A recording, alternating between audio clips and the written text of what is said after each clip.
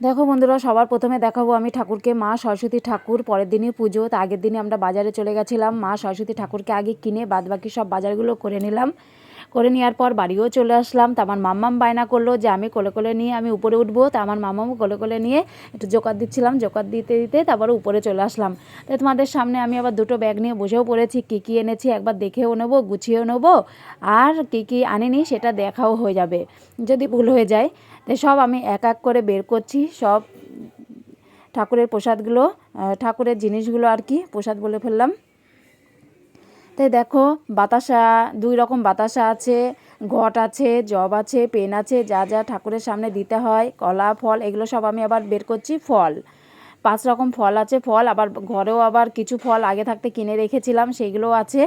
খেজুর আছে, গোবিন্দভোগ চাল আছে, তারপর একটা তরমুজ। এই দেখো, এই তরমুজটা কিন্তু আমার ননদই কিনেছে, ফলের মিষ্টি দেবে সেই উপলক্ষে এই একটা ফল কিনে দিয়েছে ও, তরমুজটা।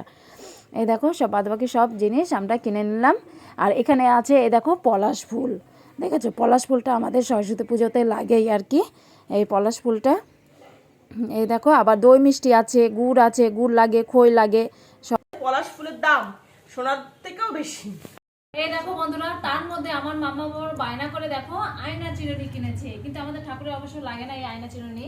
আমাদের এই ছোট ঠাকুরের একটু বায়না করলো, ছোট ঠাকুরটা বায়না করলো যে আবিসি প্রথম কানেক্ট মেসে বলছে আইসি চুপ চুপ আলা চিরুনি তুমি নেবা, কিনে দেওয়া হলো 5 টাকা দিয়ে। ও কিসটা বলতে ফল বসো না মা, টুকুটা দিয়ে বসো না মা, বসো। কিভাবে পেটটা শক্ত হয়ে গেছে। কিন্তু বাবু শোন, আমি বলি ওই শোনো, মনে করো 2-3টে শর্টস তুললা, সেগুলো কিন্তু তুলবা না, কিন্তু শর্ট যেও তুমি ছাড়তে পারো, সারাদিন 7-8টা শর্ট। আমি কেমন বন্ধ করলাম।